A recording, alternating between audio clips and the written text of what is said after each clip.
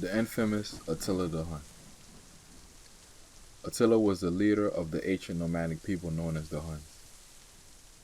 During his reign from 433 to 463, he was one of the most feared enemies of the Eastern and Western Roman empires. The Huns were Central Asian nomadic horse warriors. They were revered for their military achievements. The Huns also had a reputation for being ruthless savages. No one knows when or where Attila was born. As a young man, it was said that Attila was taught archery, how to ride and care for horses, and how to fight. But to be honest, no one really knows about this man's early life.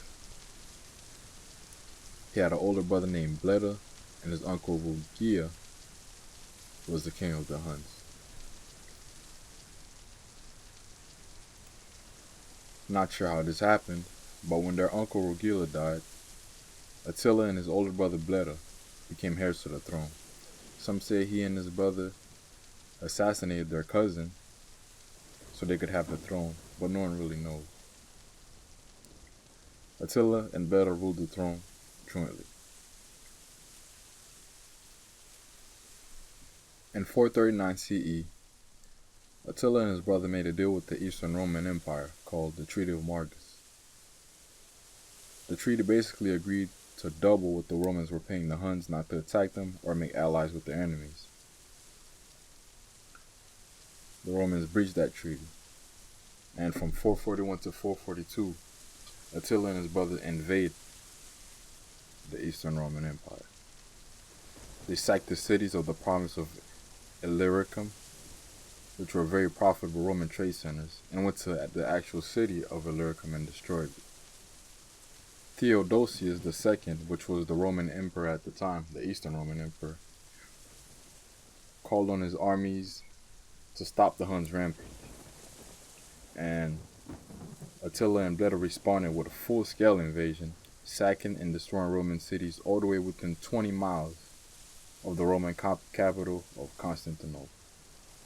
Theodosius II, realizing he was defeated, but wasn't willing to admit total defeat, asked for a truce and new terms.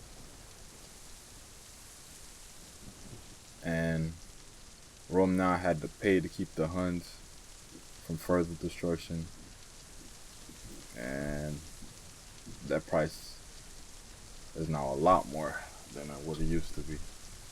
A short time after this, or during, not sure the exact timeline of this, Attila's brother Bleda was assassinated.